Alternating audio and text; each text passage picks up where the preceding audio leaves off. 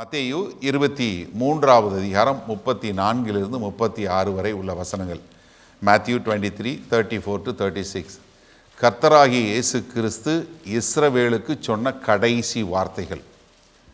எப்படி இயேசு கிறிஸ்து 3.5 வருஷம் ஊழியம் பார்த்துட்டு கடைசியாக இஸ்ரவேல் தேசத்திற்கு சொன்ன கடைசி வார்த்தைகள். இந்த வார்த்தைகள் ஒரு அன்பை குறிச்சோ வேற ஒரு காரியத்தை குறிச்சல்ல. இந்த வார்த்தைகள் அவர்களை கடிந்து கொள்ளும் விதமாக, it's a words of condemnation. ரொம்ப ஒரு நம்ம நிறைய நேரங்களில் பைபிள் வாசிக்கும்போது கர்த்தரை உடைய சரியான கோணத்தை காணாமல் விட்டு விடுகிறோம். அதனால தான் நான் அந்த வாசிக்கிறதுக்கு முன்பாக மறுபடியும் சொல்கிறேன். கர்த்தராகிய இயேசு கிறிஸ்து இஸ்ரவேல் தேசத்திற்கு சொன்ன கடைசி வார்த்தைகள். எப்படி நம்ம எங்கேயாவது போகும்போது கடைசியாக தம்பி வீட்டை பூட்டிக்கோ, இதை பண்ணி லைட் ஆஃப் பண்ணு, இதை பண்ணு அதை பண்ணுன்னு சொல்கிற மாதிரி கர்த்தர் கடைசியாக சொன்னார், டே உங்களுக்கு லைட் ஆஃப் பண்ண போகிறோம், ஏன்னா நீங்கள் மனம் திரும்பலை. எச்சரிக்கையினுடைய செய்தி. நம்ம எல்லோரும் எளிமை நின்று வாசிக்க முடிந்தால் எளிமை நின்று நாம் எல்லோரும் வாசித்து விட்டு இந்த செய்திகளாய் கடன் சொல்லும். மத்தேயு 23:34-36 வரை வாசிப்போமா? ஆகையால் இதோ தீர்க்கதரிசிகளையும் ஞானிகளையும் வேதபாரகரையும் உங்களிடத்தில் அனுப்புகிறேன். அவர்களில் சிலரை கொன்று சிலுவைகளில் அறைவீர்கள், சிலரை உங்கள் ஆலயங்களில் வாரினால் அடித்து ஊருக்கு ஊர் துன்பப்படுத்துவீர்கள். நீதிமானாகிய ஆபேலின் இரத்தம் முதல் தேவாலயத்துக்குள் பலிபீடத்துக்கும் நடுவே நீங்கள் கொலை செய்த பராகியாவின் குமாரனாகிய சகரியாவின் இரத்தம் வரைக்கும் பூமியின் மேல் சிந்தப்பட்ட நீதிமான்களின் இரத்தப்படியெல்லாம் உங்கள் மேல் வரும்படியாக இப்படி செய்வீர்கள். இவைகளெல்லாம் இந்த சந்ததியின் மேல் வரும் என்று மெய்யாகவே உங்களுக்கு சொல்லுகிறேன். ஆமேன். அதாவது கர்த்தராகிய இயேசு கிறிஸ்து கடைசியாக உங்களுக்கு சொன்ன வார்த்தைகள் ரொம்ப ஒரு என்ன உங்கள் மேலே தவிர்க்க முடியாத ஒரு நியாய தீர்ப்பு வரப்போகிறது என்று சொல்லக்கூடிய ஒரு வார்த்தை. என்ன, அவங்க கர்த்தராகிய இயேசு கிறிஸ்துவை நிராகரித்து, அது மாத்திரமல்ல அவர்கள் அந்த தேசமாகவே தேவனை நிராகரித்து கர்த்தராகிய இயேசு கிறிஸ்துவனுடைய வார்த்தையை நிராகரித்து அவங்க கடைசியில் மேசியா என்று சொல்லக்கூடிய அவர் அவர்களை கடிந்து கொள்ளக்கூடிய காரியம். ஒரு நிமிஷம் நன்றாக சிந்திச்சு கொள்ளுங்க. பல நூற்றாண்டுகளாக அவங்க வாழ்க்கையில் எதிர்பார்த்து கொண்டிருந்ததே என்ன தெரியுமா? எங்களை ரட்சிக்க ஒரு ரட்சகர் வரணும், எங்களை மீட்டெடுக்க ஒரு மீட்பர் வேண்டும், எங்கள் தேவன் வர வேண்டும், அந்த தேவனுடைய ராஜ்யம் வர வேண்டும், அதற்காகத்தான் நாங்கள் எதிர்பார்த்து கொண்டிருக்கிறோம் சொல்லி பல நூற்றாண்டுகளாக அவர்கள் எல்லோரும் எதிர்பார்த்து கொண்டிருந்தது. இஸ்ரவேலில் இருந்த அநேக பெண்கள் திருமணத்திற்கு முன்பாக என்னுடைய வயிற்றில் அந்த மேசியா வந்துவிட மாட்டாரா? ஏசாயா தீர்க்கதரிசியின் மூலமாய் சொன்னாரே, கன்னியின் வயிற்றில் ஒரு பிள்ளை பிறக்குன்னு சொல்லி சொன்னாரே, என் திருமணத்திற்கு முன்பாக நான் அந்த மேசியாவை கொண்டு வந்து விட மாட்டேனா என்று ஏங்கினவர்கள் எத்தனையோ தகப்பன்மார்கள், நான் இந்த மேசியாவை பார்த்து விட மாட்டேனா, இந்த மேசியாவை கொண்டு வந்துட மாட்டேனா. அநேகர், அதாவது மத தலைவர்கள், பரிசேயர்கள் என்று சொல்லக்கூடிய அநேகர் எல்லாம் என்ன பண்ணாங்க, எப்படியாவது இந்த மேசியா அந்த இரட்சகர் வந்து விட மாட்டாரா, அந்த இரட்சகரை நாங்கள் பார்த்து விட மாட்டோமா, அந்த இரட்சகர் வாழுகிற நாட்களில் நாங்கள் வாழ்ந்து விட மாட்டோமா என்று சொல்லி ஏங்கி தவித்து அந்த இரட்சகருக்காக இருந்த மக்கள் கடைசியில் அவர் வர்றாரு. அவர் அவங்களுக்கு தன்னுடைய காரியங்களை குறித்து சொல்லி கொடுக்குறாரு. அவர் யார் என்பதை அதிசயங்கள் மூலமாக, அற்புதங்கள் மூலமாய் நிரூபிக்கிறாரு. அது மாத்திரமல்ல, அவர்தான் மேசியா என்பதற்கு அடையாளமாக எல்லா காரியங்களையும் செய்து அவர் சுவிசேஷத்தை சொல்லி எல்லாம் பண்ணுனா, கடைசியில் அந்த மக்கள் என்ன பண்ணுறாங்க, அவரை நிராகரித்து, அவருடைய வார்த்தையை நிராகரித்து அவரை கொலை செய்யக்கூடிய ஒரு காரியம். எப்படி இவ்வளவு அருமையாக கர்த்தர் எல்லாத்தையும் செஞ்சு எல்லாம் முடிக்கும்போது கடைசியாக என்ன, அவங்க காத்திருந்ததெல்லாம் போய் அவரை கொலை செய்வதற்கூடிய ஒரு கொடுமையான ஒரு காரியம். சிந்திச்சு பாருங்கள். அதாவது நம்ம மேலோட்டமாக பார்க்காம எத்தனை பேர், எவ்வளவு பரிசுத்தவான்கள், எவ்வளவு தீர்க்கதரிசிகள், எவ்வளவு ராஜாக்கள் எல்லாரும் உட்காந்து, ஐயோ எங்களை ரட்சிக்கிற ரட்சகர் வந்துட மாட்டாரா, எங்களுடைய ராஜா வந்து விட மாட்டாரா, எங்களுக்குன்னு தேசம் வந்துடாதா, எங்களுக்குன்னு ஒரு மீட்பு வந்துடாதா அப்படின்னு சொல்லி இருந்த மக்கள் கடைசியில் அவரையே நிராகரித்து அவரையே கொலை செய்யக்கூடிய ஒரு காரியம். இங்கே கர்த்தராகிய இயேசு கிறிஸ்து இதுக்கெல்லாம் காரணம் யார்? பொல்லாத ஊழியர்கள், கள்ள ஊழியர்கள். நம்ம கடந்த 2-3 வாரங்களாக இந்த மத்தேயு 23வது அதிகாரத்தில் கர்த்தர் கடுமையாக சாடியது யாரை? இந்த கள்ள ஊழியர்களை. வேதபாரகர்கள், பரிசேயர்கள், கள்ள ஊழியர்கள் இவங்க என்ன பண்ணிட்டாங்க? கர்த்தரை நிராகரித்தது மாத்திரல்ல, மக்களையும் கர்த்தரை நிராகரிக்கக்கூடிய ஒரு நிலைமையில் கொண்டு போயிட்டாங்க. அவங்களுக்கு கொடுக்கப்பட்ட பொறுப்பு என்ன? மேசியாவை எதிர்நோக்கி காத்து கொண்டு மேசியாவை ஏற்றுக்கொள்ளக்கூடிய மக்களாய் அவர்களை உருவாக்குவதற்கு பதிலாக அதே மக்களை கொண்டு மேசியாவையே கொலை செய்யக்கூடிய மக்களாக மாற்றிட்டாங்க. பரபாச விடுதலை செய்யின்னு சொல்லக்கூடிய மக்களாக மாற்றிவிட்டாங்க. ஏன்னா மத்தேயு 23வது அதிகாரத்தில் முதல் 12 வசனங்களில் கர்த்தர் சொல்லும்போது என்ன சொல்கிறாரு? இப்படிப்பட்டவங்களை நீங்கள் பின்பற்றாதீங்க, ஆனால் சுவிசேஷத்தை அறிவிக்கக்கூடிய உண்மையான ஊழியர்கள், என்னை பின்பற்றுகிற அப்போஸ்தலர்கள் பின்னாடி வந்து உங்களுக்கு தேவனுடைய ராஜ்யத்தை குறித்து சொல்லுவாங்க.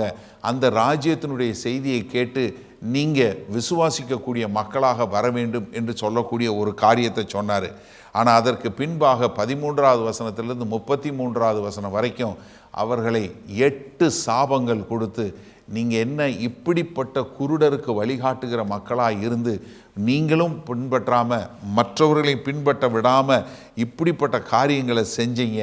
நீங்கள் பூரா என்ன சுய நீதியிலையும் இந்த லீகலிஸ்டிக் என்று சொல்லக்கூடிய மாயமான ஒரு காரியங்களை செஞ்சு மக்களை வந்து நீதிக்கேற்றவர்களாய் மாற்றாமல் மாறாக என்ன பண்ணீங்க?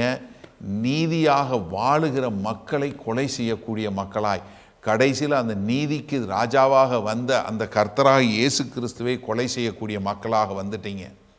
அதனால் 32வது வசனத்தில் சொல்லும்போது என்ன சொன்னார்?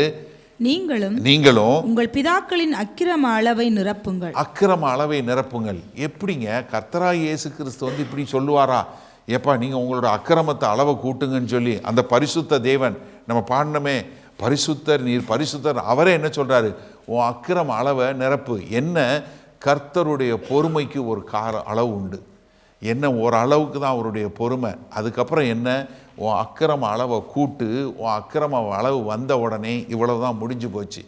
இதைத்தான் ஏசாயா மூலம் கர்த்தர் பேசினார், எரேமியா மூலம் பேசினார், ஓசியா மூலம் பேசினார். இங்கே கர்த்தராகிய இயேசு கிறிஸ்து என்ன சொல்கிறாரு? உன் அக்கிரம அளவை கூட்டு. உன் அக்கிரம அளவை கூட்டுன்னு சொல்லும்போது, இந்த வார்த்தை சொல்லும்போது ஒரு சில இடங்களில் வந்து என்ன, இது அக்கிரமத்தினுடைய அளவு, பாவத்தினுடைய அளவு, இல்லை தேவனுடைய உக்கிர கோபத்தினுடைய அளவு, இல்லை தேவனுடைய நியாய தீர்ப்பினுடைய அளவு என்று சொல்லக்கூடியதாக போடப்பட்டிருக்கிறது. என்னென்னா, உங்கள் அக்கிரம அளவு கூட கூட அங்கே என்ன வருது? தேவனுடைய கோபாக்கினை வருகிறது. தேவனுடைய கோபாக்கினை எங்கே கொண்டு போய் சேர்க்குது? நியாய தீர்ப்பில் கொண்டு போய் சேர்க்குது. அப்போ இந்த மூன்றுமே சரியான முறையில் சொல்லப்பட்டக்கூடிய ஒரு காரியத்தை பார்க்குறோம். அதனால் கர்த்தர் என்ன சொல்கிறாரு? ஒரு லிமிட் இருக்குது, நீங்கள் அந்த லிமிட் வரைக்கும் வாங்க. ஏன்னா நீங்கள் என்ன, கர்த்தருடைய வார்த்தையை நிராகரித்து ஒரு நீதியை வெறுத்து என்ன பண்ணுறீங்க? அக்கிரமத்தை விரும்புகிறீங்க. அதனால் அக்கிர அளவை கூட்டுங்க. யோவான் 13வது அதிகாரம் 27வது வசனத்தில் யூதாஸ் காட்டி கொடுக்க போகும்போது என்ன சொன்னார்? நீ என்ன செய்கிறியோ அதை போய் சீக்கிரமாக செய், கோ ஃபார் இட், போ, நீ செய், நீ அக்கிரமம் தானே செய், போ, சீக்கிரமாக செய் என்று சொல்லக்கூடியதா. ஏன்னா இங்கே வந்து என்ன சொல்கிறாரு? இந்த பாத்திரம் என்ன, இந்த பாத்திரம் என்று சொல்லக்கூடியதா. என்ன இங்கே சொல்லும்போது இந்த கப், ஏன்னா நீங்கள் அக்கிரம அளவினுடைய பாத்திரம் என்று பாத்திரம் நிரம்பத்தக்கதாக. ஏன்னா நம்ம மத்தேயிலே பார்க்குறோம் இல்லையா? ஆண்டவரே இந்த பாத்திரம், பிதாவே இந்த பாத்திரம் என்னை விட்டு நீங்க கூடுமானால் என்னை விட்டு நீங்கட்டும். என்ன சொல்கிறாரு? அது வந்து தேவன்கிட்டருந்து வரக்கூடிய ஒரு நியாய தீர்ப்பு. இந்த பாத்திரத்தை நிரம்பக்கூடியதாக நீங்கள் என்ன பண்ணுங்க?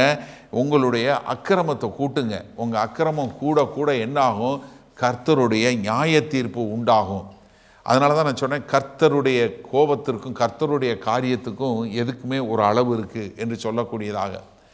ஆதியாகமம் 6வது அதிகாரத்தில் பார்க்குறோம், 3வது வசனத்தில் என்ன சொல்கிறாரு? கர்த்தருடைய ஆவியானவர் என்ன மாட்டார்?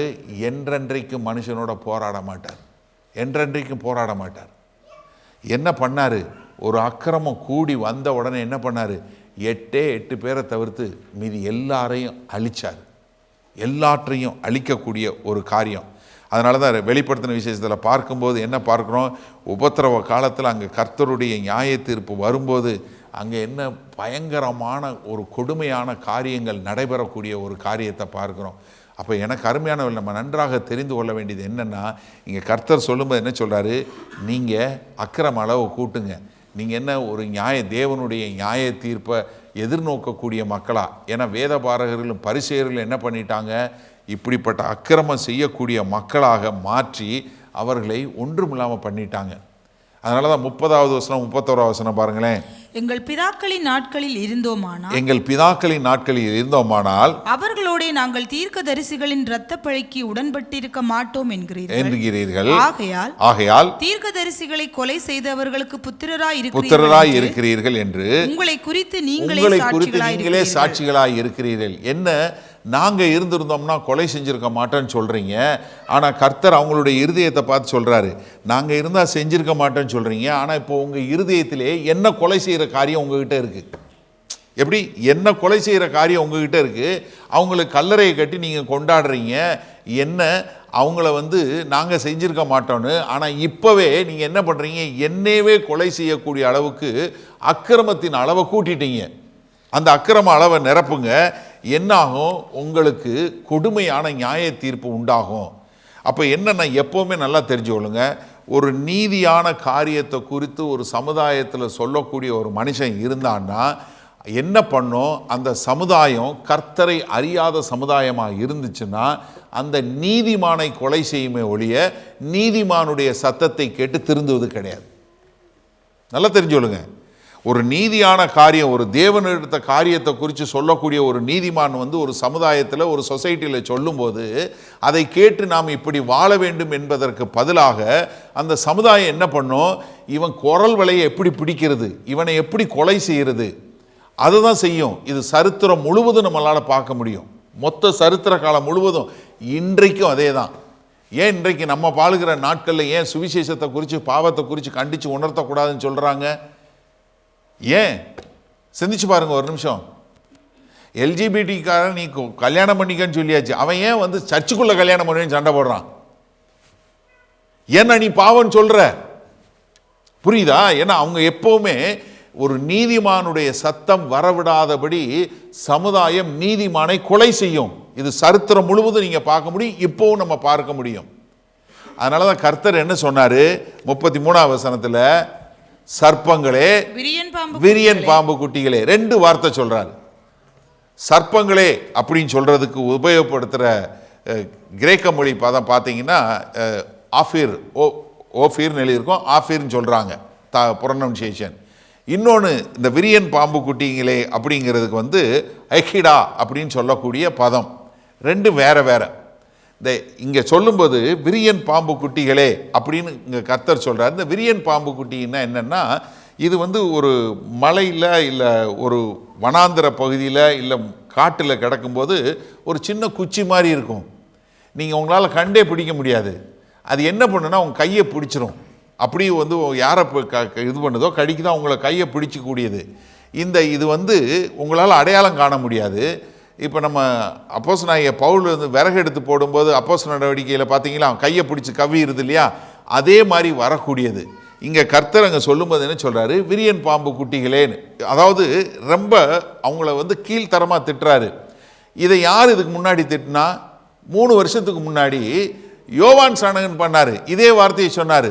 மத்தேயு 3வது அதிகாரம் 7வது வசனத்தை சொல்லும்போது அவர் என்ன சொன்னாரு, பரிசேயரிலும் சதுசேயரிலும் அநேகர் தன்னிடத்தில் ஞானஸ்நானம் பெறும்படி வருகிறதை அவன் கண்டு விரியன் பாம்பு குட்டிகளே, என்ன விரியன் பாம்பு குட்டிகளே, என்ன வரும் கோபத்துக்கு உங்களுக்கு தப்பித்துக்கொள்ள வகை சொன்னவன் யாரு? ஏன்னா இங்க இவங்க சொல்லும்போது 3 வருஷத்துக்கு முன்னாடி யோவான் ஸ்நானகன் சொன்னாரு, அவங்க கேட்டுட்டு திருந்தல. கர்த்தராகிய இயேசு கிறிஸ்து 3 வருஷத்துக்கு முன்னாடி சொல்றாரு, அதையும் கேட்டு திரும்பல. ஆனால் இவங்க என்னன்னா, இது இந்த விரியன் பாம்பு குட்டி பொல்லாத ரொம்ப பயங்கரமான விஷமுள்ள ஒரு பாம்பு. இந்த சர்ப்பம் ரொம்ப விஷமுள்ளது. அதனால தான் இது என்னன்னா பார்க்க தெரியாது, இது பாம்பு மாதிரியே தெரியாது, ஒரு குச்சி மாதிரி கிடக்கும், இல்லை இது மாதிரி கிடக்கும். அதனால தான் பரிசேயர்களை சொல்லும்போது, நீ பார்க்கறதுக்கு நல்லவன் மாதிரி இருக்கிற, ஆனால் நீ சதுசேயனாக இருக்கிற, நீ வேத பாரகனாக இருக்கிற, வெளியரங்கமாக பார்க்கும்போது அப்படி இருக்கிற, ஆனால் கவ்வி பிடிச்சேன்னா என்ன பண்ணுற, நீ விஷம் உள்ளவனாக இருக்கிற, உள்ளுக்குள்ள விஷம் உள்ளவனாக இருக்கிற, வெளியே நீ நல்ல நடிகனா இருக்கிற. அதை தான் அங்கே சொல்கிறாரு. ஏன்னா அங்கே சொல்லும் மத்தேயு 23வது அதிகாரத்தில் அங்கே சொல்லும்போது என்ன, நீ உன் அளவை கூட்டு. என்ன காரணம், இந்த இதே 33வது பின்பகுதி என்ன சொல்லும்போது, வரப்போகிற என்ன நரகாக்கினைக்கு எப்படி தப்பித்துக் கொள்வீர்கள். நரகாக்கினை கெஹனா என்று சொல்லக்கூடிய எருசலேமுக்கு வெளியே இருந்து எப்பவும் அக்கினியில் எரியக்கூடியது. போன வாரம் சொல்லும்போது கொடுத்தேன் இல்லையா, எப்பொழுதும் எரியக்கூடிய மோலக் என்று சொல்லக்கூடிய கடவுளுக்கு தன்னுடைய பிள்ளைகளை பலி கொடுக்கக்கூடியது, அக்கினியில் பலி கொடுக்கக்கூடிய அந்த ஒரு இடத்தை அவங்க எல்லாருக்கும் கண்களுக்கு தெரியக்கூடிய ஒரு காரியத்தை சொல்லி என்ன சொல்கிறாரு, நீங்கள் இதிலிருந்து எப்படி தப்பித்து கொள்ள முடியும். ஏன் இந்த ஓமானம் சொல்கிறாருன்னா, இந்த காரியத்தை சொல்கிறாருன்னா, இந்த காட்டில் எப்பொழுதும் தீ வரும். இந்த தீ வரும்போது இந்த தீயை பார்த்துட்டு இந்த விரியன் பாம்பு குட்டியெல்லாம் வெளியே ஓடி வரும். ஏன்னா புதரில் அங்கங்கே கிடக்கிறதுலாம் ஓடி எப்படியாவது இந்த அக்கினியிலேருந்து தப்பிச்சு கொள்ளலாம்னு சொல்லி ஓட பார்க்கும். ஆனால் முடியாது. ஏன்னா அக்கினி என்ன, அதை விட வேகமாக வரக்கூடியது. இப்போ அந்த நாட்களில் வயலில் என்ன பண்ணுவாங்கன்னா, எப்பொழுதும் வயல் முடிஞ்ச உடனே இந்த விவசாயமே நம்ம நிறைய பேர் தெரியாமல் போயிடுச்சு. அதுதான் ஒரு பெரிய கொடுமை. வயலில் என்ன பண்ணுவாங்கன்னா, அந்த முன்னாடி நெல் போட்டிருந்த வயல் போட்டிருந்தாங்கன்னா அதிலே போட்டுட்டு தீயை கொளுத்தி விட்டுருவாங்க. ஏன்னா அது பூரா எரிஞ்சு அப்படியே சாம்பலாகி அது உரமாக மாறிடும். இப்போ இந்த தீ கொளுத்தி விட்டுறது காட்டில் அந்த இதில் இதெல்லாம் தீ கொளுத்தி விட்ட உடனே என்ன ஆகும்னா, இந்த பாம்பு பூரா எந்திரிச்சு வெளியே ஓடி வரா இருக்கும். இந்த தீயிலேருந்து தப்பிச்சுக்கலான்னு பார்க்கும், ஆனால் தப்பிக்கவே முடியாது.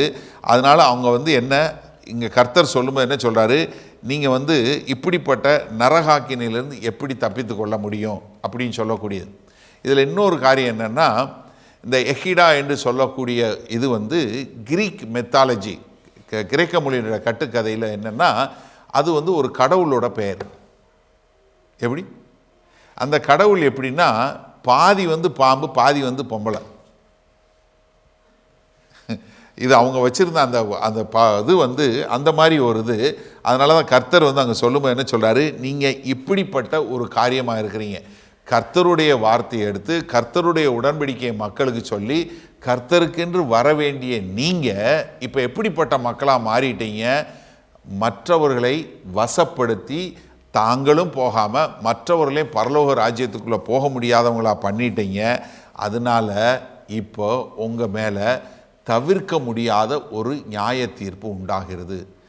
த இமினன்ட் கண்டம்னேஷன், உங்களால் தப்பித்து கொள்ளவே முடியாது, நிச்சயமாக வரப்போகிற ஒரு கண்டம்னேஷன் என்று சொல்லக்கூடிய ஒரு காரியத்தை தான் சொல்கிறார். இப்போ 34வது வசனம் பார்ப்போம்.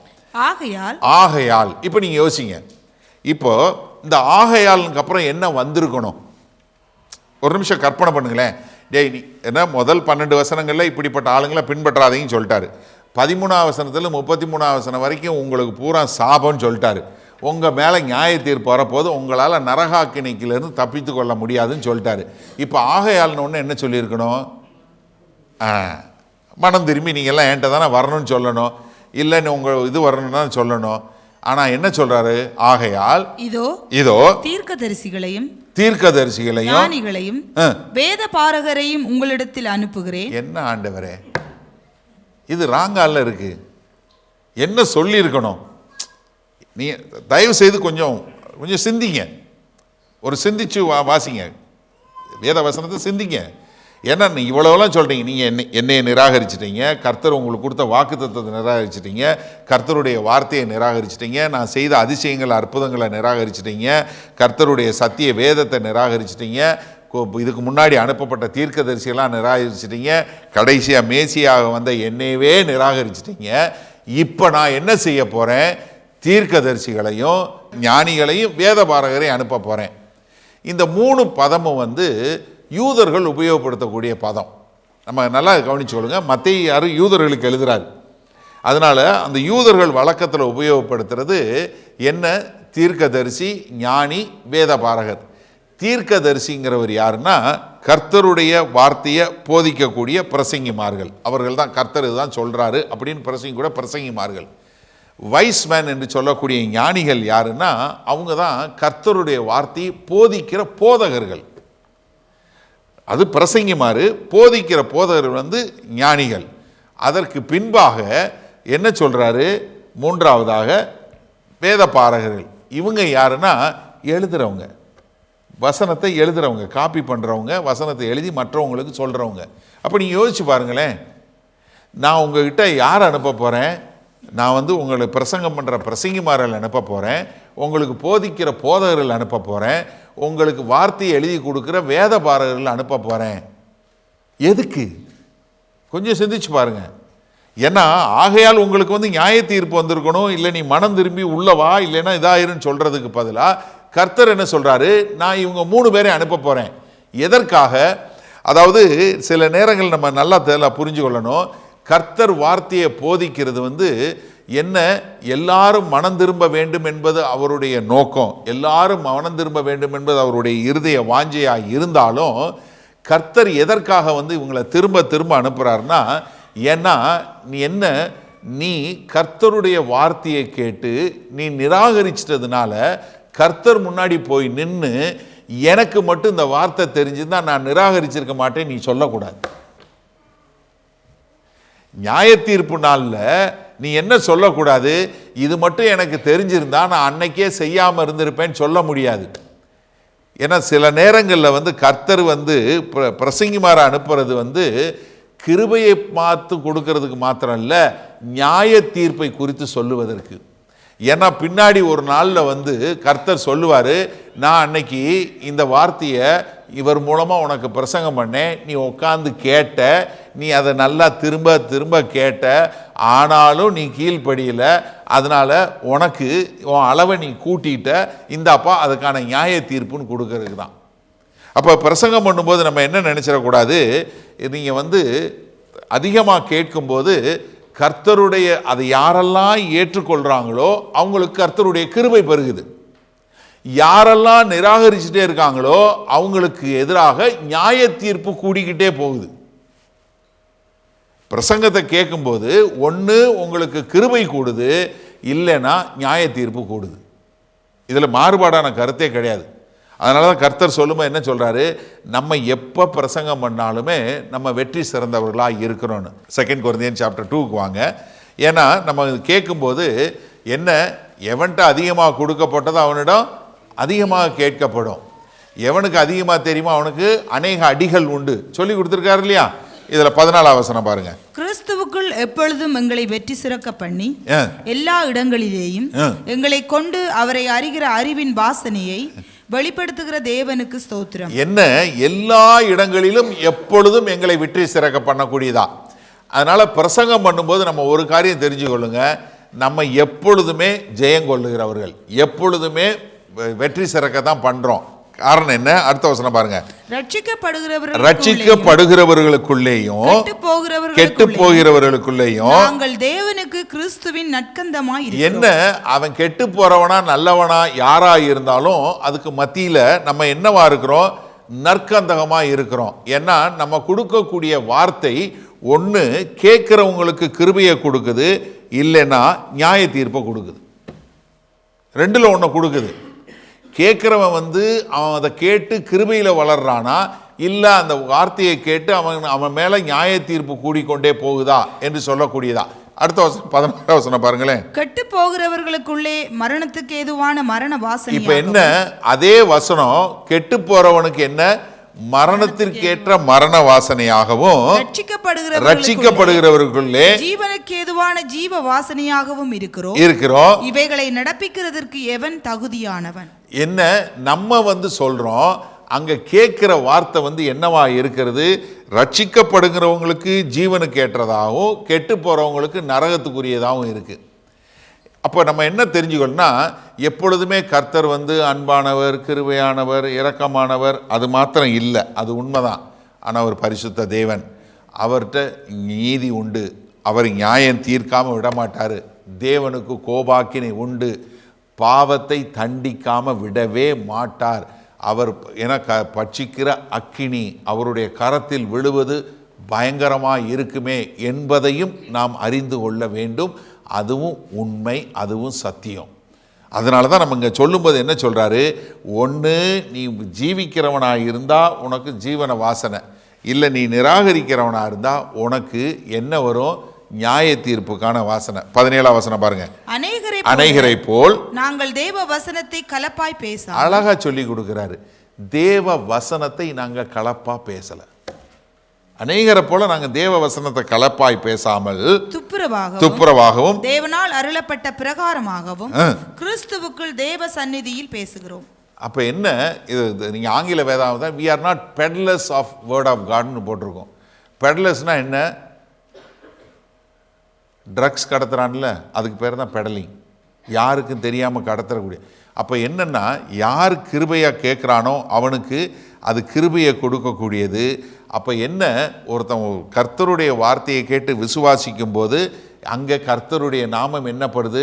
அவருடைய கிருபையின் மூலமாய் அவருடைய நாமம் மகிமைப்படுது. கர்த்தருடைய வார்த்தையை கேட்டு நிராகரிக்கும் போது அங்கே நியாய தீர்ப்பு உண்டாகிறது. அதன் மூலமாய் கர்த்தருடைய நாமம் மகிமைப்படுகிறது. ரெண்டுலேயும் கர்த்தருடைய நாமம் மகிமைப்படுது. ஒன்று கிருபையில் மகிமைப்படுது, இல்லைன்னா நியாய தீர்ப்பில் மகிமைப்படக்கூடியதாக இருக்குது. அதனால தான் வெளிப்படுத்தின விசேஷம் 22வது அதிகாரம் 11வது வசனத்தில் சொல்லும்போது என்ன சொல்றாரு? அநியாயம் செய்கிறவன் இன்னும் அநியாயம் செய்யட்டும், அக்கிரமம் செய்கிறவன் இன்னும் அக்கிரம் செய்யட்டும். இல்லை வாசிங்க, அநீதியுள்ளவன் அசுத்தமாய் இருக்கிறவன் இன்னும் அசுத்தமாய் இருக்கட்டும், நீதி உள்ளவன் இன்னும் நீதி செய்யட்டும், பரிசுத்தம் உள்ளவன் இன்னும் பரிசுத்தம் செய்கிறவன் இன்னும் பரிசுத்தமாகட்டும். அப்ப என்னன்னா, நீ எந்த பக்கம் போறைய போ, எல்லாத்துக்கும் ஒரு அளவு இருக்கு. நீ என்ன பண்ணு, உன் அளவை கூட்டிக்கிட்டே இருக்கிற. ஆனா நான் என்ன ஆகையால நான் என்ன செய்ய போறேன்? நான் உங்க மத்தியில நான் என்ன பண்ண போறேன்? தீர்க்கதரிசிகளையும் நான் ஞானிகளையும் நான் வேத பாரகரையும் அனுப்புகிறேன். ஆனால் என்ன, நீ என்ன பண்ணுறதில்ல, நிராகரித்து கொண்டே இருக்கிற. ஏன் இப்படி கர்த்தர் செய்கிறாரு? ஏன்னா ரெண்டுக்கு நீங்கள் யோசிக்கும் போது ஏன் கர்த்தர் இப்படி செய்கிறாரு அப்படின்னு சொல்லி உங்களுக்கு ஒரு கேள்வி வந்துன்னா, ரோமர் 9வது அதிகாரம் 21வது வசனத்தில் ஒரு குயவனை குறித்து, குயவன் என்ன செய்கிறான் அப்படிங்கிற குறித்து கர்த்தரோட ஒப்பிட்டு சொல்கிறாரு. மிதியிட்ட ஒரே களிமண்ணாலே குயவன் ஒரு பாத்திரத்தை கனமான காரியத்துக்கும், ஒரு பாத்திரத்தை கனமான காரியத்துக்கும், ஒரு பாத்திரத்தை கனவீனமான காரியத்திற்கும் பண்ணுகிறதற்கும் மண்ணின் மேல் அவனுக்கு அதிகாரம் இல்லையோ? மண்ணின் மேல அவனுக்கு அதிகாரம் இல்லையா? எப்படி ஒரு குயவனுக்கு ஒரு களிமண்ல இருந்து ஒன்றை நல்ல கனமான பாத்திரத்தையும் இன்னொன்று பாத்ரூமுக்கு உபயோகப்படுத்துறதுக்கும் பயன்படுத்துறான், அவனுக்கு அதிகாரம் இல்லையா அப்படின்னு சொல்லிட்டு அடுத்து கேட்கிறாரு. தேவன் தமது கோபத்தை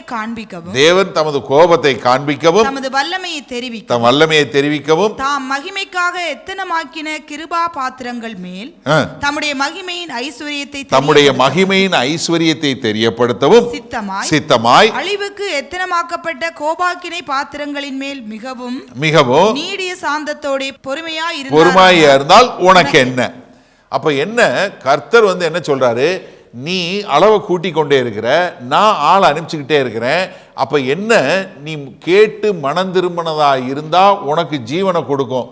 இல்லை நீ நிராகரிச்சு கொண்டே இருந்தேன்னா அது உனக்கு நியாய தீர்ப்பை கொடுக்கும்.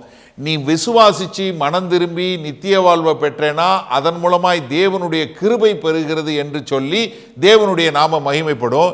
நீ நிராகரிச்சு உன் மேல ஆக்கினை தீர்ப்பை வளர்த்து கொண்டே உன் மேல தேவனுடைய கோபாக்கினை தேவனுடைய நியாய தீர்ப்பு வந்தா அதன் மூலமாய் தேவனுடைய நாம மகிமைப்படும்.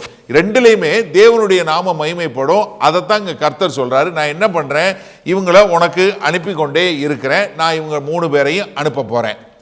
ஆனா நீங்க என்ன செய்ய போறீங்கிறது அடுத்து சொல்றாரு. அதே வசனத்தில் என்ன சொல்றாரு? அவர்களில் சிலரை கொன்று என்ன, அவர்களை சிலரை கொண்டு சிலுவைகளில் அறைவீர்கள். இது யார் பண்ணுவா? ரோமர்கள் பண்ணது. ஏன்னா ரோமர்கள் தான் இந்த சிலுவை மரணத்தை கண்டுபிடிச்சாங்க.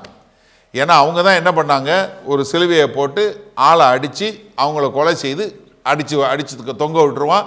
மேலே என்ன குற்றம் பண்ணா அப்படின்னு சொல்லி போர்டு வச்சு விட்டுருவாங்க.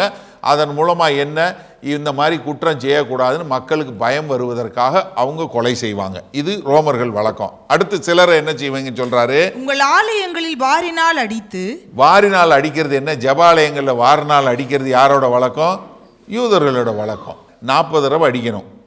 ஆனால் என்ன பண்ணுவாங்க, 39 நிறுத்திடுவாங்க. ஏன்னா அவன் 41 அடி அடிச்சிட்டான்னா அவன் மேலே குற்றம் வந்துடும். அதனால் எதுக்குன்னு 39 முறை. ஏன்னா அப்போஸ்தலனாகிய பவுல் சொல்லுவார் இல்லையா, 2 கொரிந்தியர் 11வது அதிகாரம் 23 வசனத்துக்கு அப்புறம் சொன்னார், யூதர்களால் எத்தனை முறை? 4 முறை 5 முறை ஏறக்குறைய 5 முறை 1 அடி குறைவாக, 40க்கு 1 அடி குறைவாக. ஏன்னா அடிக்கும் போதே எண்ணிக்கிட்டே இருப்பான். 2 பேர் எண்ணுவான், 39 நிறுத்திடுவான். இது எதுக்கு பிரச்சனை அப்படின்னு சொல்லி. அப்போ இவங்க வாரில் அடிக்கிறது யார்? யூதர்களால். அடுத்து என்னது? சிலரை வாரினால் அடித்து சிலரை ஊருக்கு ஊர் துன்பப்படுத்துவீர்கள். என்ன வாரில் அடிக்கிறது, கல்லால் அடித்து கொலை செய்கிறதுங்கிறது யூதர்கள் செய்யக்கூடியது. ஸ்தேவானை கொலை செஞ்சாங்களே கல்லால் எரிஞ்சு. ஆனால் நீங்கள் அப்போஸ்தலனாகிய பவுலோட வாழ்க்கையை பாருங்கள், ஆதி திருச்சபையோட வாழ்க்கை பாருங்கள், எத்தனை முறை துரத்துனாங்க. நீங்கள் பாருங்கள், முதல்ல அந்தியோகியாவில் ஆரம்பித்தாங்க, அந்தியோகியாவில் துரத்துனாங்க. அந்தியோகியாவிலேருந்து எங்கே போனார்? பிசிடியா போனார். பிசிடியாவில் அடித்து துரத்துனா எங்கே போனார்? இக்கோனியம். இக்கோனியிலேருந்து எங்கே போனார்? தார்பே. தார்பேயிலேருந்து எங்கே போனார்? தெசலோனிக்கே. தெசலோனிக்கையிலேருந்து எங்கே வந்தார்? கீழே பெரையா வந்தார். பெரையாலேருந்து எங்கே வந்தார்? அத்தனை வழியாக கொரிந்துக்கு வந்தார். கொரிந்துலேருந்து அடித்து எங்கே துரத்துனாங்க? எருசலேம் போனார். எருசலேம்லேருந்து எங்கே வந்தார்? செசரியா வந்தார். எல்லா பக்கமும் அடி, ஊருக்கு ஊர் அடித்து எல்லா பக்கமும் கல்லால் அரிஞ்சு ஒரு தடவை செத்து போனார்னு விட்டுட்டு போனாங்க. ஆனாலும் மனுஷன் எந்திரிச்சு வந்தார். யோசிச்சு பாருங்கள், அவ்வளவு பாடு, அவ்வளவு போராட்டம். ஊருக்கு ஊர் கர்த்தர் சொல்கிறார், நீங்கள் செஞ்சுக்கிட்டே தான் இருப்பீங்க, இதில் நீங்கள் மாறவே மாறாது. நீங்கள் என்ன பண்ணுவீங்க? உங்கள் அளவை கூட்டிக்கிட்டே தான் இருப்பீங்க. ஆனாலும் நான் ஆளை அனுப்பிச்சுக்கிட்டே தான் இருப்பேன், ஆளை அனுப்பிச்சுக்கிட்டே தான் இருப்பேன். இப்போ 35வது வசனம் பாருங்கள். நீதிமானாகிய ஆபேலின் ரத்தம் முதல் தேவாலயத்துக்கும் பலிபீடத்திற்கும் நடுவே நீங்கள் கொலை செய்த பரகியாவின் குமாரனாகிய சகரியாவின் ரத்தம் வரைக்கும் பூமியின் மேல் சிந்தப்பட்ட நீதிமான்களின் ரத்த பழியெல்லாம் உங்கள் மேல் வரும்படியாக இப்படி செய்கிறீர்கள். என்னவா? அவங்கள பார்த்து சொல்றாரு, உங்க மேல வரப்போகுதுங்கிறாரு. எப்படி? ஏன்னா நீங்க அளவை கூட்டிக்கிட்டே இருக்கிறீங்க இல்லையா? என்னன்னா இந்த நியாய தீர்ப்பு குமுலேட்டிவ்னு சொல்றாரு. இது வரைக்கும் கொஞ்சம் கொஞ்சமா சேர்ந்து இது வரைக்கும் தலைமுறையா செஞ்ச எல்லாமே உங்க மேல வரப்போகுதுங்கிறாரு. எப்படி? ஏன்னா நீங்க உங்க முற்பிதாக்கள் காலத்தில் நாங்க இருந்தோன்னா அதை செஞ்சிருக்க மாட்டோம்னு சொல்றீங்க, அதுக்கு நீங்களே சாட்சியா இருக்கிறீங்கன்னு சொல்லிட்டாரு. இப்போ மறுபடியும் என்ன சொல்றாரு? நீங்க இதெல்லாம் செஞ்சுக்கிட்டே இருக்கிறீங்க, இதெல்லாம் உங்க மேல வரப்போகுது. அப்போ நீங்கள் யோசிச்சு பாருங்கள், ஒரு நிமிஷம் அங்கே இருக்கிற மக்கள் எப்படி கேட்க முடியும்? அவங்க சொல்ல முடியுமா? எப்படி எங்கள் மேலே கேட்பீங்க? நாங்கள் தான் இது வரைக்கும் இது பண்ணலையே. நீங்கள் நல்லா யோசிங்களேன். கர்த்தராகிய இயேசு கிறிஸ்து காலத்தில் வாழ்ந்த மக்களை போல சிறப்புரிமை பெற்ற மக்கள் யாராவது இருக்கிறாங்களா? கிடையவே கிடையாது. ஏன்னா வரப்போறாருன்னு சொல்லி ஆயிரக்கணக்கான வருஷங்களாக எல்லாம் உட்கார்ந்து எல்லா நூல்களையும் கற்றுக்கொண்டு வரப்போறாருன்னு எதிர்பார்த்து கொண்டிருந்த அந்த மேசியா வர்றாரு. இதுவரை சொன்ன தீர்க்க தரிசனங்கள் நிறைவேற்றத காரணமாக எப்ராத்தா என்று சொல்லப்பட்ட பெத்லகேமே ஓன்ட்டிருந்து வரப்போறார். மீகா 5:2 சொன்ன தீர்க்க தரிசனம் பெத்லகேமிலிருந்து பிறந்து வர்றாரு. தாவீதின் வம்சாவளியில் பிறந்து வர்றாரு. ஒரு கன்னியாய் நியமிக்கப்பட்ட ஒரு கன்னிகையின் வயிற்றிலிருந்து வர்றாரு. அவருக்கு செய்யக்கூடிய அதிசயங்கள், அற்புதங்கள், இவர் பண்ணக்கூடிய பிரசங்கத்தை பார்த்து எப்படி இவர் ஒரு தேவ வல்லமையோட பேசுறாருன்னு சொல்லக்கூடியது. பிசாசுகள் ஓடுது, வானம் கீழ்ப்படியுது, பூமி கீழ்ப்படியுது, கடல் கீழ்ப்படியுது, காற்று கீழ்ப்படுகிறது. இயற்கைக்கு அப்பாற்பட்ட காரியங்கள் எல்லாம் செய்யக்கூடியது. அவர்தான் மேசியா என்று சொல்லக்கூடியதா, பிறவி குருடன் கண்கள் அடையக்கூடியதாக, கலிலேயா பகுதி முழுவதும் எல்லா நோய்களையும் துரத்தி எல்லாம் வெளிவரக்கூடிய அப்படிப்பட்ட அவ்வளோ பெரிய அதிசயங்கள் எல்லாம் நடைபெறக்கூடிய காரியம். எல்லாத்தையும் கேட்கிறாரு, எல்லாத்தையும் பார்க்குறாங்க. இதற்கு பின்பாக ஆதி அப்போஸ்தலர்கள் பாருங்க, இப்போ பேதுரு, யாக்கோபு, யோவான் இவர்கள் மூலமாய் கர்த்தர் செய்யக்கூடிய பெரிய காரியம். இது எல்லாம் என்ன? உங்க மேல வரும். எங்க தொடங்கி வருங்கிறாரு? ஆபேல், நீதிமானாகிய ஆபேலின் ரத்தம் முதல். நான் தான் சொன்னேன் இல்லையா, ஒரு நீதிமான் இருந்தான்னா அநீதியான சமுதாயம் என்ன தெரியுமா பண்ணும்? நீதிமானத்தான் கொலை செய்யும் வழிய சமுதாயம் திருந்தாது. இன்றைக்கும் நம்ம வாழுகிற இந்த நாட்களில் கிறிஸ்தவருடைய குரல் நசுக்கப்படுகிறது. நீங்கள் வேலை பார்க்குற இடத்துல உங்களுடைய குரல் நசுக்கப்படுகிறது அப்படின்னு சொன்னால் காரணம் வேற ஒன்றும் இல்லை. நீங்கள் நீதியாக நடந்தீங்கன்னா நிச்சயமாக அதுதான் வரும். நிச்சயமாக சத்தியமாக பேசும்போது உங்களுக்கு நிச்சயமாக எதிராக காரியங்கள் நடைபெறத்தான் செய்யும். அதுக்கு ஆண்டவர் என்ன உதாரணம் சொல்கிறாரு? எங்கே? ஆபேலில் தொடங்கி சகரியா வரைக்கும். ஆபேல் என்ன, நமக்கு ஒரு பிரச்சனை கிடையாது. முதலாக கொலை அங்கே நடந்தது. ஆபேல், காயின் கொலை செஞ்சார். ஏன் காயின் கொலை செஞ்சார்? ஏன்னா அவனுடைய நீதியினுடைய தன்மையை பார்த்து கொண்டு சகோதரனால் பொறுமை பார்த்துக்க முடியல, அதனால அவனை போட்டு தள்ளிட்டார். எப்படி? சகோதரனை கொண்டு விட்டார். கடைசியாக சொல்லும்போது A to Zன்னு சொல்லக்கூடியதான். கடைசியாக ஏன் கர்த்தராகிய இயேசு கிறிஸ்து இதை சொல்கிறாரு அப்படின்னு சொல்லி பார்த்தீங்கன்னா, யூத பைபிள், எபிரேய பைபிளில் இன்றைக்கும் யூதர்கள் பயன்படுத்துகிற பைபிளில் 2 நாளாகம புஸ்தகம் தான் அவங்களுடைய கடைசி புஸ்தகம். மல்கியா தீர்க்கதரிசி கிடையாது. நம்ம பைபிள் மாதிரி மல்கியா தீர்க்கதரிசி கிடையாது. அவங்களுடைய பைபிளில் கடைசி புஸ்தகம் எதுன்னா நாளாகமம். அது ஒரே புஸ்தகம் தான் அவங்களுக்கு. நம்ம தான் 1 நாளாகமம் 2 நாளாகமம் வச்சுருக்கோம், 1 நாளாகமம். அங்கே சொல்லும்போது அவர் ஆபேல் சொல்லிட்டு இங்கே சகரியா என்று சொல்லக்கூடிய ஒரு காரியத்தை சொல்கிறாரு. அப்போ இங்கே சகரியான்னு சொன்ன உடனே நிறைய பேருக்கு என்ன வந்துடும், நிறைய பேர் இது ஒரு கர்த்தர் ஒரு தப்பு பண்ணிட்டார். காரணம் என்ன? 2 நாளாகமம் 24வது அதிகாரம் திருப்புங்க. 2 நாளாகமம் 2 Chronicles 24:20 பாருங்கள். ஏன்னா இங்கே சகரியா, பரகியாவின் குமாரனாகி சகரியான்னு இயேசு கிறிஸ்து சொல்கிறாரு. ஆனால் இங்கே சொல்லக்கூடிய ஒரு சகரியா வேற ஆள். பாருங்களேன். அப்பொழுது தேவனுடைய ஆவி ஆசாரியனாகிய யோய்தாவின் குமாரனான சகரியாவின் மேல் இறங்கினது. அவன் ஜனத்திற்கு எதிரே நின்று நீங்கள் கர்த்தருடைய கற்பனைகளை மீறுகிறது என்ன? இதனால் நீங்கள் சித்தி பெற மாட்டீர்கள் என்று தேவன் சொல்லுகிறார். நீங்கள் கர்த்தரை விட்டுவிட்டதினால் அவர் உங்களை கைவிடுவார் என்றான். அதனால் அவர்கள் அவனுக்கு விரோதமாய் கட்டுப்பாடு பண்ணி கர்த்தருடைய ஆலய பிரகாரத்தில் ராஜாவினுடைய கற்பனையின்படி அவனை கல்லெறிந்து கொன்றார்கள். அப்படியே அவனுடைய தகப்பனாகிய யோய்தா தனக்கு செய்த தயையை ராஜாவாகிய யோவாஸ் நினையாமல் அவனுடைய குமாரனை கொன்று போட்டான். இப்ப என்னன்னா, இங்க செத்த சகரியாவுடைய தகப்பன் பேர் என்ன? யோய்தா, ஜகைடா இங்கிலீஷ் பைபிளில், தமிழில் யோய்தா. இவன் யாரு? சகரியாவுடைய அப்பா. இது எப்போ நடந்தது? கர்த்தராகிய இயேசு கிறிஸ்துக்கு 800 வருஷங்கள் முன்பாக நடந்த ஒரு சம்பவம். இப்போ சகரியா இங்கே சொல்லும்போது நிறைய பேர் பைபிளில் பிழை இருக்குன்னு சொல்லுவாங்க. நல்லா கவனிங்க. நிறைய பேர் சொல்கிறது என்னென்னா, அண்ணே பைபிளில் பிழை இருக்குது, இயேசு கிறிஸ்து பேரை மாற்றி சொல்லிவிட்டாரு. ஏன்னா அவர் இங்கே சொல்லும்போது, மத்தேயுல சொல்லும்போது பரகியாவின் குமாரனாகிய சகரியான்னு சொல்லிட்டாரு. ஆனால் கடைசியாக இருக்கிற 4ஆம் புஸ்தகத்தில் இருக்கிற சகரியா யாருன்னு சொல்லி பார்த்தீங்கன்னா, அவர் யோய்தாவினுடைய குமாரனாகிய சகரியா. இயேசு கிறிஸ்து கொஞ்சம் குழம்பி போய் பேரை மாற்றி சொல்லிட்டாரு அப்படின்னு சொல்லக்கூடிய நிறைய பேர் இருக்கிறாங்க. நீங்கள் நல்லா கவனிங்க. இப்போது 800 வருஷத்துக்கு முன்னாடி ஒரு நீதிமான கொலை செஞ்சாங்க, அது சகரியா. அதில் எந்த மாறுபாடான கருத்தும் கிடையாது. நம்ம பைபிளில் எத்தனை சகரியா இருக்காங்க தெரியுமா?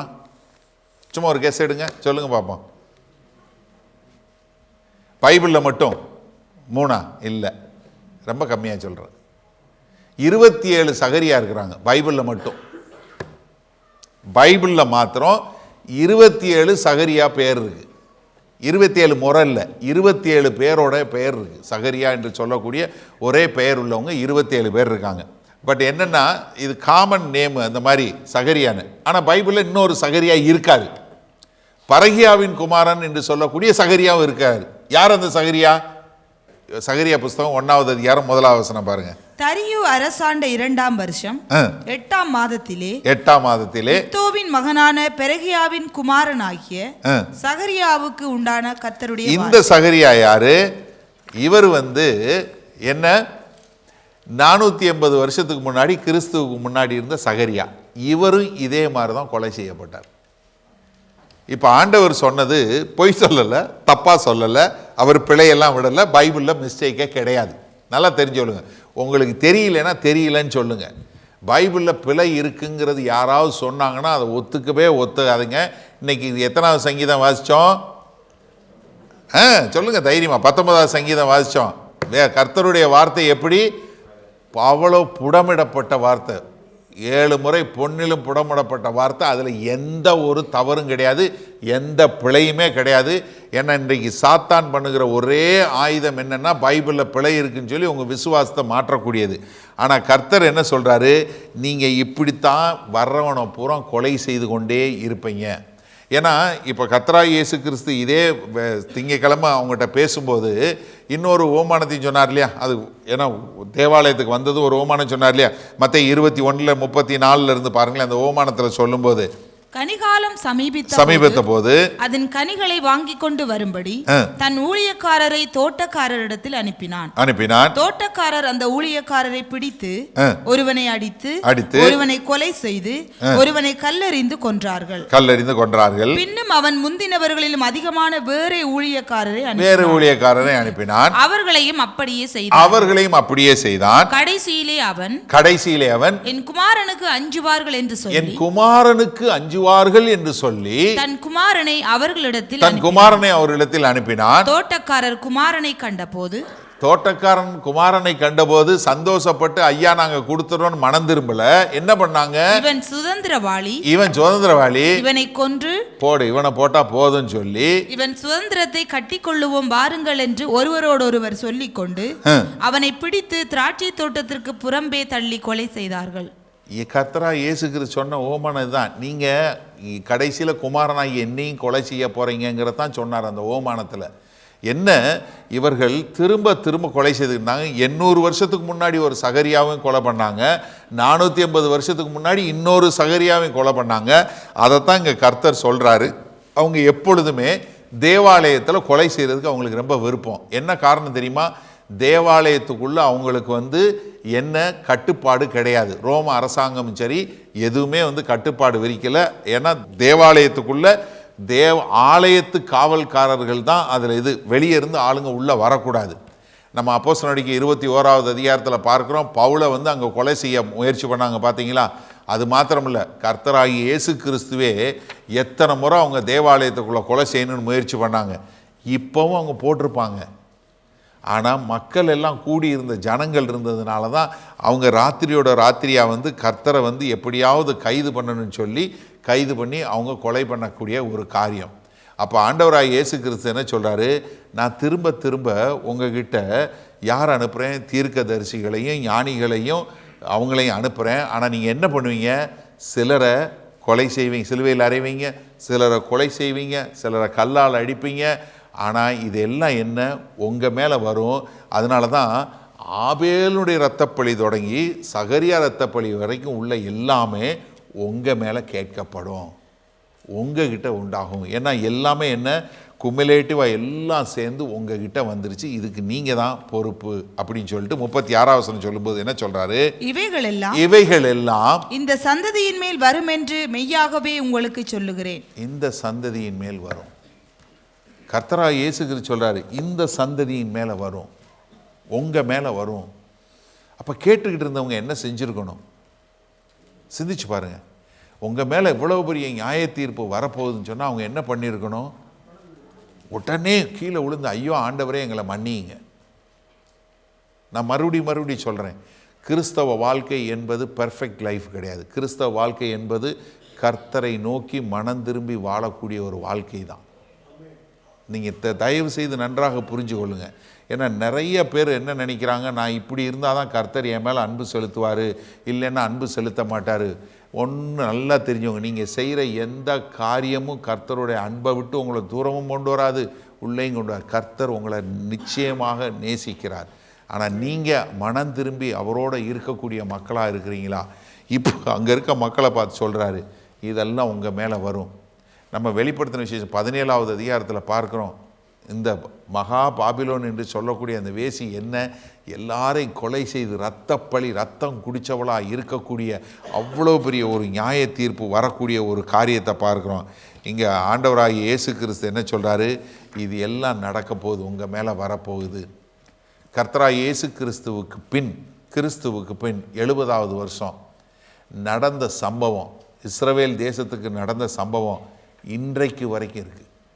இன்றைக்கு வரைக்கும் நம்ம 2025 இருக்கிறோம். 70வது வருஷம் நடந்த சம்பவத்தினுடைய தாக்கம் இன்னைக்கு வரைக்கும் அவர்கள் மேல் நியாய தீர்ப்பினுடைய காரியம் இன்னைக்கு வரைக்கும் இருக்குது. இன்றைக்கு வரைக்கும், இந்த தேதி வரைக்கும். ஏன்னா கர்த்தர் என்ன தெரியுமா சொன்னார்? லூக்கா 21வது அதிகாரம் 22வது வசனத்தில் எழுதியிருக்கிற யாவும் நிறைவேறும்படி நீதியை சரிக்கட்டும் நாட்கள் அவைகளே. தமிழில் இதை விட காட்டிலும் இங்கிலீஷில் ரொம்ப அழகாக இருக்கு பாருங்களேன். For these are the days of vengeance. கர்த்தருடைய பழி வாங்கும் நாள் இது. இந்த நாட்கள் தான் கர்த்தருடைய பழி வாங்கும் நாட்கள். இது எல்லாமே உங்கள் மேலே நிறைவேறும் என்று சொல்லக்கூடியதாய், இவையெல்லாம் உங்கள் மேலே நிறைவேறும் என்று சொல்லக்கூடியதா. என்ன நடந்தது? கர்த்தராகிய இயேசு கிறிஸ்து மரித்து உயிர்த்தெழுந்த பின்பு ஆதி திருச்சபையில் எல்லா அப்போஸ்தலரும் கொலை செய்யப்பட்டாங்க. கர்த்தராகிய இயேசு கிறிஸ்துவுக்கு என்று வாழ்ந்த எல்லாரும் கொலை செய்யப்பட்டாங்க. அப்போஸ்தலனாகிய பவுல் முதல் கொண்டு 64வது வருஷம், கிறிஸ்துவுக்கு பின் 64வது வருஷம் கொலை செய்யப்பட்டாங்க. 66வது வருஷம் ஒரு பெரிய கிளர்ச்சி உண்டானது. ஒரு பெரிய கிளர்ச்சி. ரோமர்களுக்கு எதிராக யூதர்கள் என்ன சொன்னாங்க? நாங்கள் இனி உங்களுக்கு கட்டுப்பட மாட்டோம், கீழ்ப்படிய மாட்டோம் அப்படின்னு சொல்லி ஒரு கிளர்ச்சி பண்ணாங்க. அப்போ ரோமர்கள் அங்கேருந்து வந்தாங்க. வந்து எருசலேமை சுற்றி முற்றுகையிட்டாங்க. என்ன 80,000 போர் சேவர்களோடு வந்து முற்றுகையிட்டாங்க. இது முழு விவரமும் ஜூயிஷ் ஹிஸ்டாரியன் ஜோசிஃபஸ், நான் நிறைய முறை ஜோசிஃபஸை பற்றி சொல்லியிருக்கேன். அவர் இந்த காலத்தில் உயிர் வாழ்ந்தவர், எருசலேமில் வாழ்ந்தவர். அதனால் ஃபுல் டீட்டெயில் அவர் எழுதியிருக்கிறார், ஜோசிஃபஸ் எழுதி வச்சிருக்கிறார். ஏன்னா அவர் இந்த காலகட்டத்தில் எருசலேமில் இருந்தவர். 80,000 போர் சேவர்கள் வந்து சுற்றி முற்றுகையிட்டு யாரும் எருசலேமுக்குள்ளே போக முடியாது, யாரும் எருசலேமிலிருந்து வர முடியாதபடி அவர்கள் எல்லோரும் முற்றுகையிட்டுட்டாங்க. என்ன தெரியுமா ஆச்சு? இவங்க எல்லாம் முற்றுகையிட்ட உடனே யாரும் உள்ளேயும் போக முடியல, வெளியேயும் வர முடியல. ஆனால் அங்கே வந்து நம்ம பார்க்கும்போது ஏறக்குறைய 1,00,000 பேர் உள்ளுக்குள்ளே செத்து போயிட்டாங்க. செத்து போனவங்களை எடுத்து, அவங்களுடைய சரீரத்தை எடுத்து வெளியே தூக்கி போட வேண்டிய ஒரு நிலை. ஏன்னா ஒரே நாற்றம். உள்ளுக்குள்ளேருந்து யாரும் போக முடியல, வெளியே யாரும் வர முடியல. வெளியே வந்தவங்கள பூரா அரைஞ்சி, சிலுவையில் அரைஞ்சி பூரா அப்படியே தொங்க விட்டாங்க. இப்போது இவங்க உள்ளுக்குள்ளே இருக்கிறவங்கள இது பண்ணுறதுக்கு, எருசலேமுக்குள்ளே போய் பண்ணுறதுக்கு இவங்க என்ன பண்ண முடியல, உள்ளே போக முடியலன்னு சொல்லி பக்கத்தில் இருக்கிற இந்த காடில் பூரா மரத்தை வெட்டி அந்த மரத்தின் மூலமாக ஆயுதங்கள் செய்து எல்லாம் பண்ணி ரோமர்கள் உள்ளே போக பார்த்தாங்க. ஆனால் யூதர்கள் என்ன தெரியுமா பண்ணாங்க? அங்கே உள்ளேருந்து தீயை வரலி போட்டு இந்த மரத்தை பூரா, அவங்க மரத்தில் செஞ்ச ஆயுதங்கள் எல்லாத்தையும் அழித்தாங்க. ஆனால் அவங்க என்ன பண்ணாங்க? மறுபடியும் ஃபாரஸ்ட்டை பூரா வெட்டி மரத்தை இது பண்ணி மறுபடியும் பண்ணாங்க. கடைசியில் தீத்து வாஸ்பியன் வந்தார். 70வது வருஷம் எருசலேமுக்குள்ளே உள்ளே நுழைஞ்சார். என்ன பரிசுத்த பலிபீடம் சொல்லி அவங்க இது பண்ணாங்களோ அதில் அசிங்கப்படுத்தினாங்க.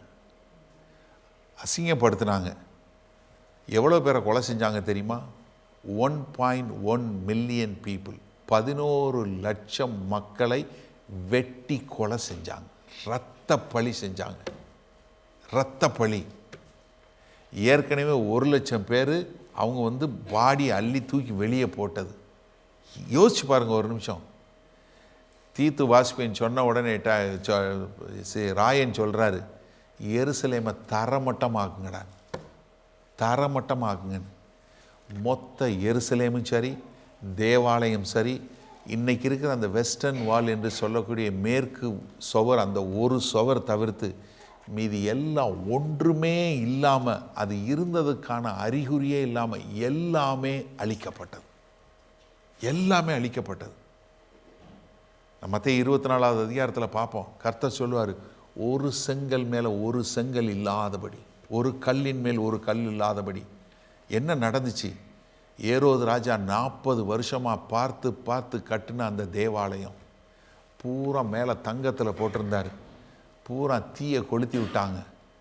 பூரா தங்கம் பூரா உருகி கல்லுகளுக்கு இடையில போயிடுச்சு. எல்லாம் பிரித்து உட்காந்து லிட்ரலாக ஒரு கல் இல்லாமல் ஒரு கல்லை பிரித்து பூரா தங்கத்தை எடுக்கிறதுக்கு எந்த கல்லின் மேலே எந்த கல் இல்லாதபடி கர்த்தர் சொன்ன வார்த்தை நிறைவேறும் விதமாக ஒரு கொடிய காரியம். 10,000த்திற்கு மேற்பட்ட பட்டணங்கள் ஒன்றுமே இல்லாமல் அழிக்கப்பட்டது. ஒன்றுமே இல்லாமல்.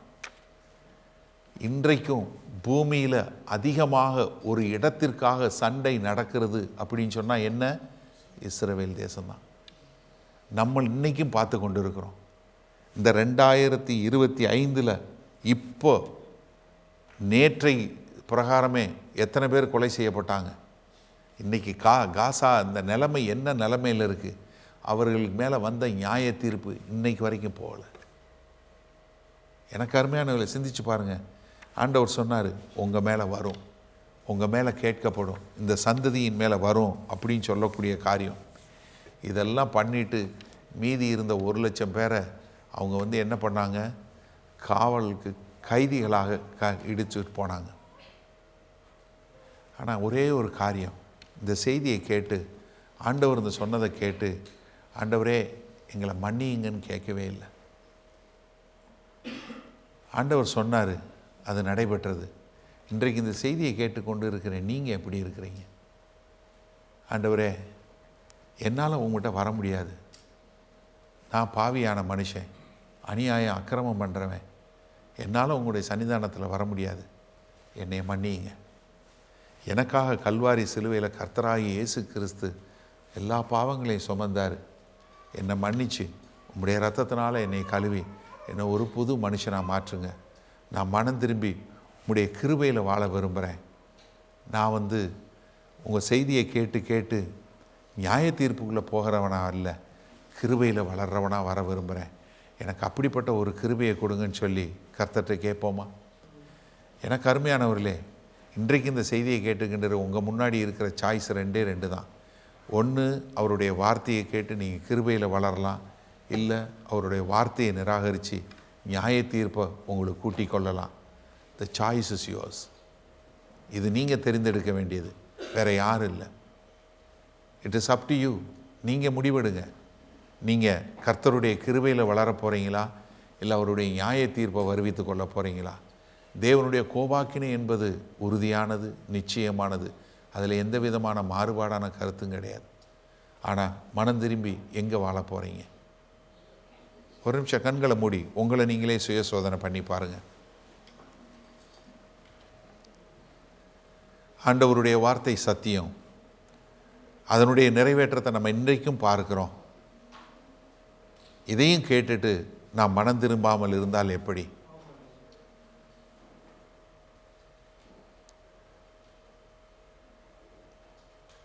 ஒரு நிமிஷம் நீங்களே உங்களுடைய சொந்த இதில் மனதிற்குள்ளோ இல்லை வாயை திறந்தோ ஆண்டவர்கிட்ட சொல்லுங்கள், ஆண்டவரே, நான் உம்முடைய காணியாட்சிக்கும் உம்முடைய பிரசன்னத்திற்கும் வருவதற்கு நான் தகுதியே இல்லாதவன் ஆண்டவரே. ஆனால் என்னுடைய சுயத்தையோ என்னுடைய சுயக்கிரியே நம்பி இல்லை ஆண்டவரே.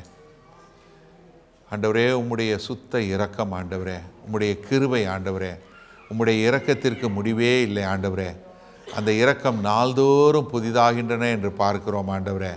இன்றைக்கு என்னுடைய பாவங்கள், குற்றங்கள், கிரைகள், மீறுதல்கள், அக்கிரமங்கள் எல்லாவற்றையும் மன்னித்து உமக்கென்று வாழக்கூடிய மகனாய் மகளாய் வாழ என்னை ஒப்புக் கொடுக்கிறேன்னு சொல்லி கர்த்தர்கிட்ட சொல்லுவோமா? இரக்கத்தில் ஐஸ்வர்யமுள்ள எங்கள் தேவனே, இதோ இப்போது உம்முடைய சன்னிதானத்தில் ஆண்டவரே, நாங்கள் எங்களுடைய சுயத்தை நம்பி வரல ஆண்டவரே. உம்முடைய இரக்கத்தை, உம்முடைய தயவை, உம்முடைய கிருபையை நம்பி நாங்கள் வருகிறோம் ஆண்டவரே. இதோ எங்களை மன்னித்து